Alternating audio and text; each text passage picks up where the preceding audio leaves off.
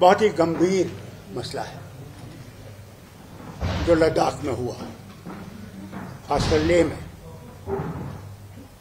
जो वहाँ पे बच्चे निकल आए। उसकी वजह ये थी कि वो 14 दिन से वहाँ पे भूख हड़ताल पे थे। उसमें एक बुजुर्ग और उसकी बीवी भी थी। कल जब उनकी हालत बहुत खराब हो गई और उनको स्ट्रेचर पर लिया गया अस्पताल, तो उन बच्चों के से रहा नहीं गया। 5 साल से वो वहाँ पे खामोशी से एहतजाज कर रहे हैं कि उन्हें 6th शेड्यूल और स्टेटहुड मिलना चाहिए। और उन्होंने, वांगचू उनके लीडर थे, लेह से वो पैदल चले दिल्ली तक कि उनसे कहें कि इस चीज़ को देखें।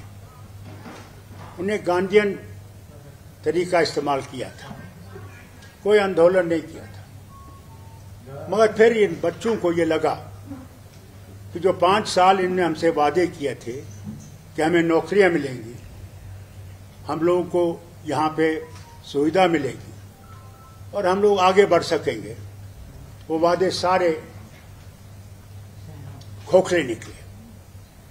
और उसका नतीजा ये हुआ कि आज उनसे रहा नहीं गया और वो बाहर निकल आए। और माफी चाहता हूं ये कहने को, उन्हें गांधी का रास्ता छोड़ के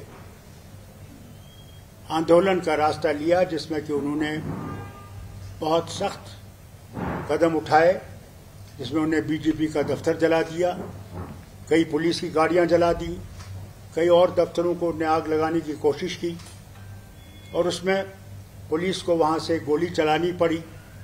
अभी तक तो यह खबर है कि 4 लोग की वो मौत हुई है और कई सीरियस हैं, और कहते हैं करीबन 60 से 80 लोग अस्पताल में हैं, कई उनमें से काफ़ी सीरियस हैं। नतीजा इसलिए है क्योंकि जो वादे किए गए इनसे, हर बार इनसे कहा गया हम कुछ करेंगे, ये करेंगे, वो करेंगे, मगर कुछ नहीं किया। और मैं हुकूमत हिंदुस्तान से कहना चाहता हूँ, ये बॉर्डर स्टेट है, चीन हमारे ऊपर बैठा हुआ है, वहाँ पे काफ़ी वहाँ की ज़मीन उनके कब्जे में है। वहाँ पे ऐसी चीज़ होना हमारे वतन के लिए ख़तरनाक है। मेहरबानी करके इसको सुलझाने की कोशिश कीजिए और बातचीत का रास्ता जल्दी से इख्तियार कीजिए। इंतज़ार न कीजिए कि फिर से इसमें चिंगारी लग जाए। मैं नहीं समझता हूँ इसमें कोई जमात है जो इसके पीछे है, क्योंकि आप ये कहेंगे कि ये बाहर से आ रहे हैं। मैंने पहले भी ये देखा है, जब भी यहाँ कुछ होता था कहते ये बाहर से आ रहा है। बाहर से नहीं है, ये वहाँ के लोगों की आवाज़ है, दिलों की आवाज़ है। वो अब ज़्यादा इंतज़ार नहीं करेंगे, उन्हें इससे सबक सीखना चाहिए। उन्हें ये भी याद रखना चाहिए, उन्हें कश्मीर से ये वादा किया था, जम्मू कश्मीर से, कि इलेक्शन हो जाएंगे, आपके डिलिमिटेशन हो जाएगा, उसके बाद आपको स्टेटहुड दिया जाएगा। आज 11 महीने हो गए, स्टेटहुड का कोई भी हमें सामने नहीं दिख रहा है, कोई मूवमेंट उसकी तरफ नहीं है। उन्हें लद्दाख से सबक सीखना चाहिए। और मैं और मेरी जमात उन बच्चों के साथ हैं जिनकी जानें गई हैं, और हम उनके ख़ानदानों के साथ इस मुश्किल घड़ी में उनके साथ खड़े हैं और अल्लाह से दुआ करते हैं कि उनकी आत्मा को शांति मिले और उनके माँ बाप ये सदमा बर्दाश्त कर सकें।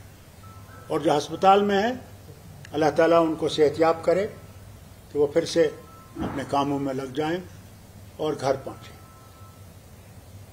बहुत बहुत शुक्रिया आपके आने का। डॉक्टर साहब, ये 2019 के बाद ही इस तरह की आवाजें उठी जिसमें स्टेट और शेड्यूल की मांग की जा रही है, क्या आपको लगता है कि वो अपने आप को इनसिक्योर फील कर रहे हैं?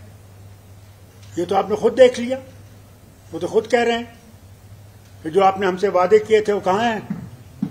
वो कहते हैं आपसे 50,000 की नौकरियों की बात की थी, कोई नौकरी नहीं है। हायर लेवल पे तो कहीं भी कोई नहीं है, सब बाहर से ठोसे गए हैं। वो समझते हैं कि हमें एक कॉलोनी जैसी बना रखी है। इसी की वजह है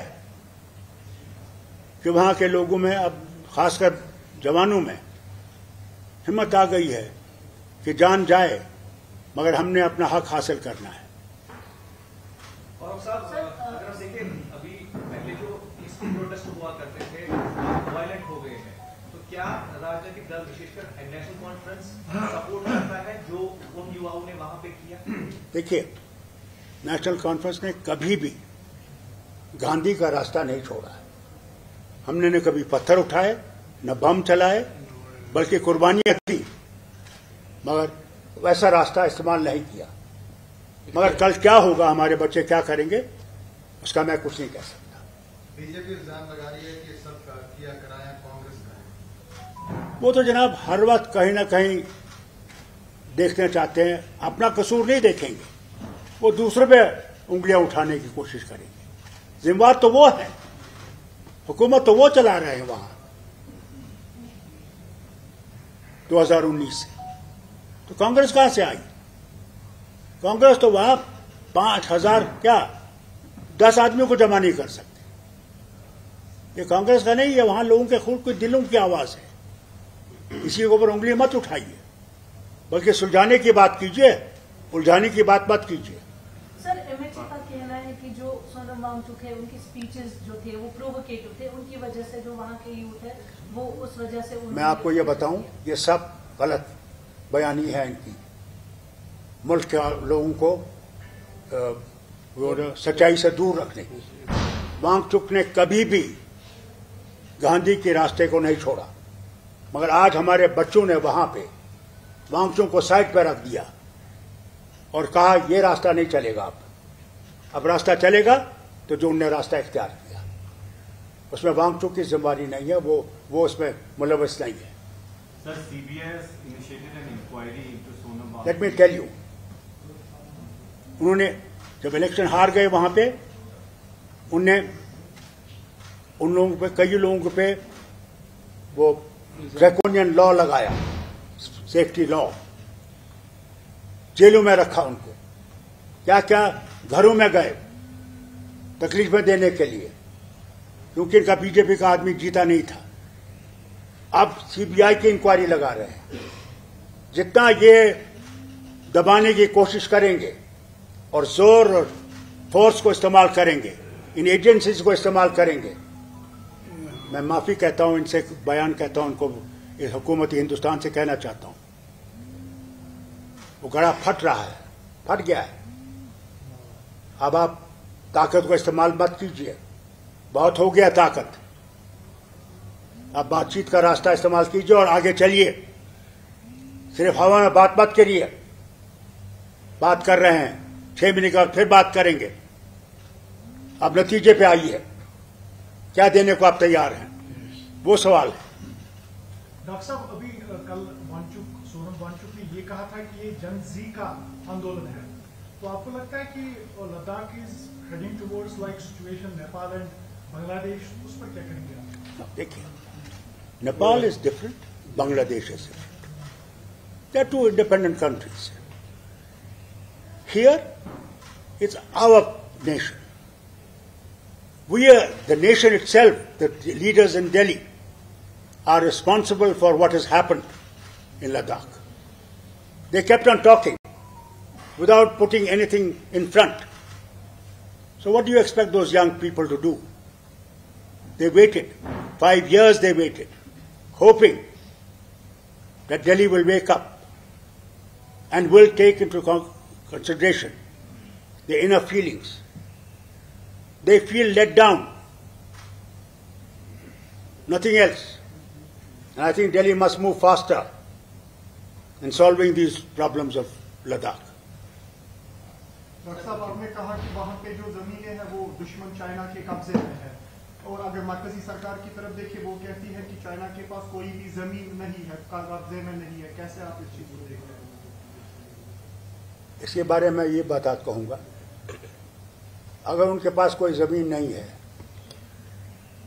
फिर वो क्यों कहते हैं कि ये जो हिस्सा हमारा है? सारी दुनिया जानती है कितनी ज़मीन उनके पास है। हम लोग पेट्रोल ही नहीं कर सकते थे अपने इलाके में। कब तक हम झूठ का सहारा लेंगे? वक्त आ गया कि सच्चाई चलिए, सच्चाई पर चलें तो हो सकता है हम अपने वतन को मजबूत करेंगे। झूठ कब तक चलेगा? एक दिन तो झूठ टूट ही जाता है। शुक्रिया। अस्सलाम वालेकुम। लास्ट और अगर सेंटर जो है प्रॉपरली इस चीज को, इस प्रोटेस्ट को रिस्पॉन्ड नहीं करता, आपको नहीं लगता कि चाइना के लिए एक और मौका मिल जाएगा हमारी इन स्पेस में आने का? भैया, somebody will fill the gap and it's a very sensitive area, जबरदस्त सेंसिटिव एरिया है। लद्दाख जो है वो क्लेम करते हैं, वो मैकमोहन लाइन को नहीं मानते हैं। जवाहरलाल नेहरू के वक्त से वो कहते हैं मैकमोहन लाइन हमें मंजूर नहीं है। अभी प्रधानमंत्री गए थे चाइना, क्यों गए थे? कि इससे रिश्ता बेहतर बने, इस मुसीबत से हम निकलें। एक तरफ से अमेरिका हमारे पीछे पड़ा हुआ है, फिर रूस की तेल जो है जो हम खरीद रहे हैं। ट्रंप तो कह रहा था यूनाइटेड नेशन में कल कि it is India and China जो यूक्रेन वॉर को सपोर्ट कर रहे हैं, जबकि हिंदुस्तान ने यूक्रेन वॉर को कोई सपोर्ट नहीं किया है। डॉक्टर साहब, एक आखिरी सवाल है। जिस तरह से प्रॉमिसेस बिट्रेयल हो रही है 2019 के बाद, यहाँ पर प्रॉमिसेस किए गए थे कि स्टेटहुड मिल जाएगी आफ्टर डिलिमिटेशन इलेक्शंस, तो आपको लगता है कि 3 खित्तों में जो है हालात उसी तरह के अब बनने जारी है, क्योंकि इस तरह के खदशात जो है वो जाहिर हो रहे हैं अब लद्दाख से? और आपको क्या लगता है कि अगर यहाँ पर स्टेटहुड नहीं मिलती है तो उसके बाद आप, क्योंकि सीनियर पॉलिटिशियन है, क्या एक्सपीरियंस के हिसाब से कहेंगे कि कश्मीर का होने जा रहा है? आप तो वो बात कर रहे हैं, उस सीढ़ी पे तो हम पहुंचे ही नहीं अभी।